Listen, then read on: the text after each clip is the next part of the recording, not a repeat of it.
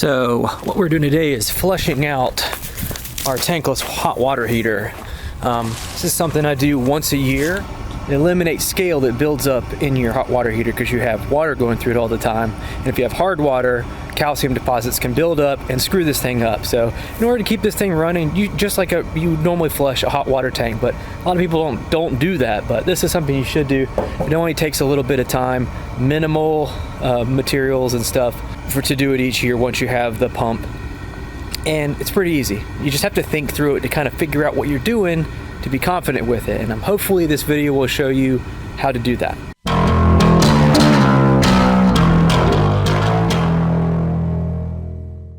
Here's mine. It's a Renai natural gas fired tankless hot water heater on the side of my house. It looks kind of like this. You should have, to do this, you need to have these things installed, which are valves and outlets for a hose to hook up to.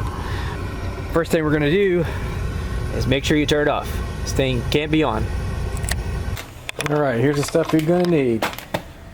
Extension cord. To power your pump, you're gonna need 3 or more gallons of distilled white vinegar.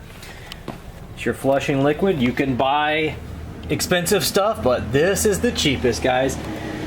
You're gonna need a bucket with some hoses. These hoses are, it's just a regular garden hose, but these are hoses for a washing machine, and they're shorter, so that's what I use. A submersible pump. This is a little bit specialized, but it's what you need for this job. So just, this one's a 1/4 horse, 120 regular plug submersible pump that goes underwater, and it needs to have a way to hook up to your garden hose. So most of them do. And then our all-stars, gotta have your needly nose pliers, maybe a regular pair of pliers, and some old socks or some other type of fabric, and a rubber bands. Some really high-tech stuff going on here. We'll see how that goes together in just a second. So the next thing you're gonna do is shut off your water to this thing. Now my water valves are located on the side here.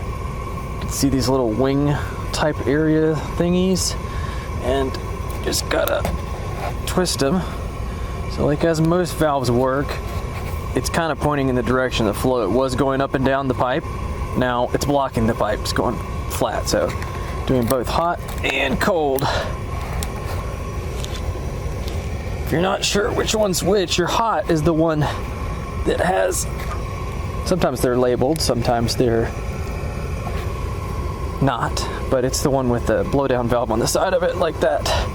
So the next thing you're going to do is look for these guys, and we're looking for the inline water filter. And on these Renais, they're right here.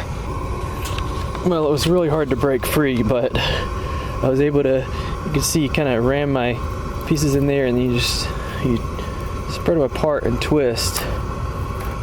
Well, hopefully I didn't just break my piece. No, it started to twist. Okay.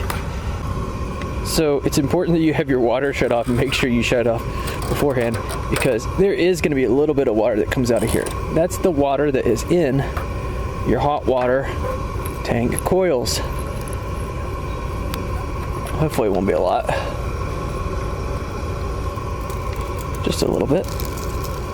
So the important thing to watch for here is when you pull this out, has this little filter here.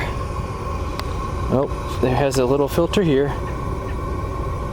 and it has an O-ring right there. You're gonna make sure you can't lose that.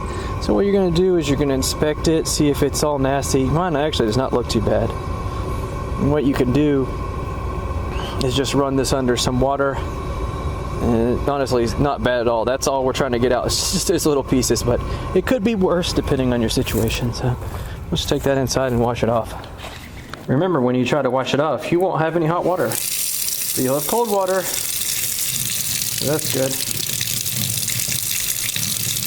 Honestly, you're not getting much out of here. Basically, this water just coming in through your hot water heater passes through this very fine mesh filter screen on its way into your heater, and sometimes stuff gets jammed up in there, but as you can see, it's really not that bad. Something you could do is take your toothbrush and clean it off. Yes, this is my real toothbrush, and just happened to be sitting next to here. But I'm going to throw away this head now. It comes off. Okay, that seemed to work pretty well. So there you go. Let's go put that thing back in.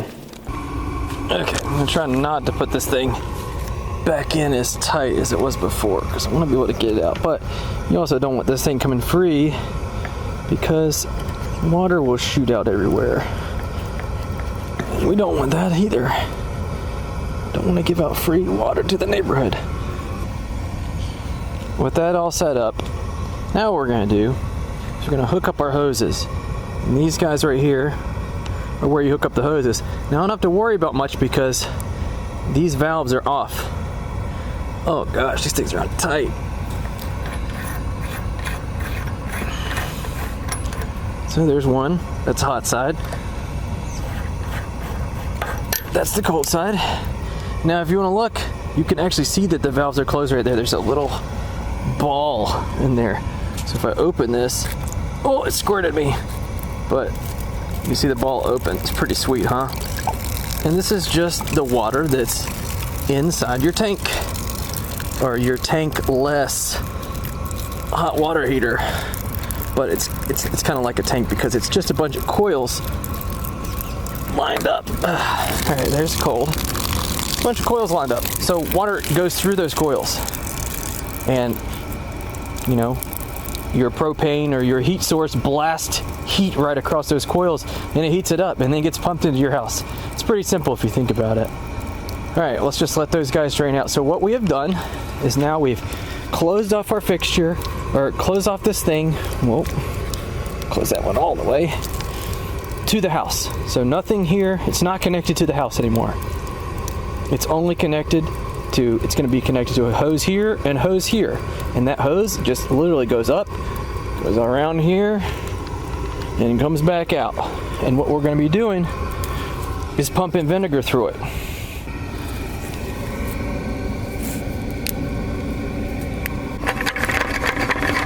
Make sure you have a clean bucket first. So I normally use 3 gallons. You can use 4, or you can buy a pre-mixed solution if you're a sucker. Just kidding. If you have a heavier scale buildup, the other thing to think about is, at least vinegar, you can drink it. I don't know how I feel about pumping chemicals that you can't drink into my water lines at some point, or this is a fixture that's going to go to your water lines. Oh gosh. Okay, hot water side now. Got my red hose for visual appealment. Put that on. Now you'll notice that I've done this many years. I have a nice clean side and a nice corroded side. The corroded side's going in the vinegar. Our high-tech solution. This is a filter, another filter, if you will, because all the crap is getting, the clean stuff's getting pushed in, vinegar, descaled, and the crap stuff's getting pushed out of here. But we don't want the crap stuff to get pulled back into our pump and pushed through there again. That's just bonkers. So we're gonna do our best to catch it. So just take an old sock, and then just take some, these guys, wrap them up on the bottom. You got yourself a filter. So that is going to go just inside your bucket. And you're going to start up your pump and drop it in your bucket.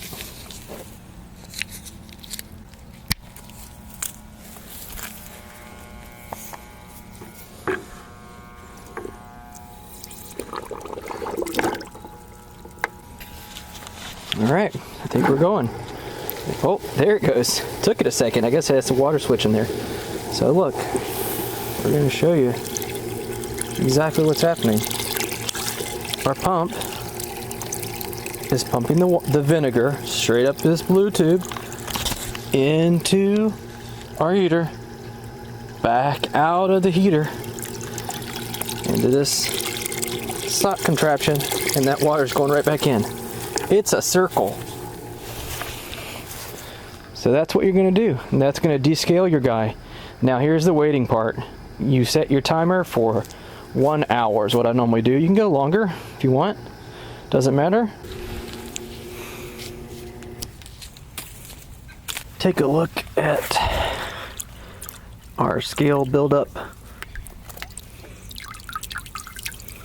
Sock number 1, kind of brown, pretty gross. This is all the scale that was just pumped out of my hot water heater. Looks gross. You know what's even grosser? Probably just gonna toss this sock back into the laundry. So this is the part that might confuse people. I'm going to turn this off so I don't get blasted with the vinegar that's still lingering in there. What I'm gonna do next is to try to remove all the vinegar instead of just flushing it down my pipes, because you have vinegar that's now, you've just pumped it through your whole system, this whole coils here, and you want that to come back out. In order to flush that vinegar out, I'm going to close off the cold. That's now good to go. So I'm going to take just a regular garden hose, hook that up to the hot, open the hot, and now I'm going to take this guy and you're going to run him all the way where it is safe to dump slightly vinegary water. Now take it from me, vinegar will kill your grass. Don't pour it on your grass. I don't know if you can see on the camera here, but this is where I poured it a couple of years ago and it's still not back. So what are we doing here? We got a little bit of vinegar left in the coils of this thing, and I want that flushed out, and I don't want it flushed out in my grass. So I hooked up my garden hose to this. That's going all the way down to where it can drain into the ground and not kill my grass. And what I'm going to do is open up the actual water supply to this thing. Now that's going to allow water to come from the cold side, from the water meter through my house into this cold side. It's going to go up into the coils, down and out, and rinse out all that vinegar. And I left this valve open because I want to get that valve cleaned out. So a little bit of water is going to come out of here, and I'm just going to let that spray out for just a second. And I can shut this off now. I must have not put my hose on tight enough, but that's okay. It's not a huge deal. It's okay to have it sprinkle a little bit. So let's go look. So water is just going through. Now I'm flushing out the vinegar from the hot water heater down to the ditch. Sorry, fish, wherever you're going. But vinegar is food safe, so it's vinegar. It's fine. And I just let this go for 5 or 10 minutes. This thing's good to go. So what we're gonna do now, we're gonna shut off this water. Now what's happening? Cold water's going up through here and it's stopping right here. It's not able to go any further. And just so we're all set up here, pull this guy off. Put your valve cap back on. Okay, those are good. So we're shut off to our device, or to the hoses. That's not gonna do anything, but you got cold water going in, so now you just gotta put the hot water back on. But this is turning the hot water back on. Last thing, guys, is you're gonna turn it back on. This thing is cleansed, and I mean, obviously go back in and test your hot water, make sure it turns back on, make sure you didn't screw anything up, or watch this, make sure you're not water spraying out anywhere. So, but that's about it. So this is a bonus step. You got your cleaning solution or vinegar that's run through this hoses and this submersible pump. You can tell vinegar doesn't play nicely with metal very well, so we're just trying to mitigate it deteriorating all our stuff. In order to clean that out, I just get my normal water hose, put it into my bucket that I used, fire up the submersible pump, don't dip the water or the plug in the water for reasons. And just drop this guy in here. Just gonna pump all that water continually through the hose here. Go ahead and rinse off your hose ends to try to get all that vinegar out of there. And let that run for 5 or 10 minutes again. It's a lot of waiting, but it's to get it cleaned, and you get to see how fast your water is versus how fast your pump is. See which one's gonna win. With your pump all cleaned out, what are you gonna do with all that vinegar? Well, one thing you could do is clean out your toilet tank. So just take the top off, flush the tank to get it empty, and fill her up. I normally let it sit for 2 hours and then just use it as normal. Don't forget that lid. Another thing you can do is to clear out a slow draining sink. Just pour it down there, let it sit for a little while, and use the sink as you would normally do to wash it down.